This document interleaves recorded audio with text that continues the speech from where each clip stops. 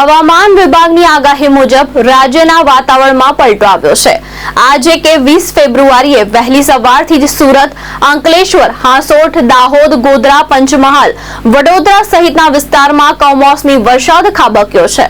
ઝાપટા પડ્યા બાદ ધોધમાર વરસાદ શરૂ થતા લગ્ન પ્રસંગોમાં અડચણ ઊભી થઈ છે।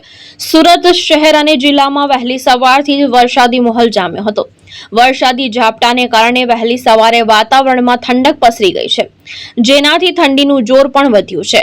ફેબ્રુઆરીમાં થયેલા આ માવઠાને કારણે લોકોએ એક સાથે 3 ઋતુઓનો અનુભવ કર્યો હતો। સવારે ઠંડી, બપોરે ગરમી અને ત્યારબાદ વરસાદ। સુરત શહેરમાં સવારથી જ કમોસમી વરસાદે ધમાકેદાર એન્ટ્રી કરતા સમગ્ર વાતાવરણમાં પલટો આવ્યો છે। અચાનક વરસેલા વરસાદને કારણે શહેરના મુખ્ય માર્ગો અને નીચાણવાળા વિસ્તારમાં પાણી ભરાઈ ગયા હતા, જેના લીધે રોડ રસ્તા પાણી થઈ ગયા હતા। વહેલી સવારના માવઠાએ વાહન ચાલકો અને નોકરી ધંધાર્થે નીકળતા લોકો માટે મુશ્કેલી ઊભી કરી હતી અને સાથે જ રસ્તાઓ પર ઠેર ઠેર પાણી ભરાવાની સ્થિતિ જોવા મળી હતી। હવામાન વિભાગના જણાવ્યા મુજબ હાલ રાજ્યમાં વેસ્ટર્ન ડિસ્ટર્બન્સ, સાયક્લોનિક સર્ક્યુલેશન અને ટ્રફ M3 સિસ્ટમ સક્રિય હોવાથી કેટલાક વિસ્તારોમાં વરસાદ તો કેટલાક વિસ્તારોમાં વાદળછાયું વાતાવરણ રહેશે।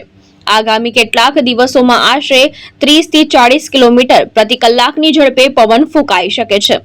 ઉત્તર પશ્ચિમના પવનોની ગતિ પણ સામાન્ય કરતા વધુ રહેવાની શક્યતા છે। 24 ફેબ્રુઆરી દરમિયાન રાજ્યમાં હવામાન મુખ્યત્વે સૂકું રહેવાની સંભાવના છે। લઘુત્તમ તાપમાન આગામી 2 દિવસમાં 2 થી 3 ડિગ્રીનો ક્રમશઃ વધારો જોવા મળી શકે છે। ભાવેશ ઉપાધ્યાય, દ્રષ્ટિકોણ ન્યૂઝ, સુરત।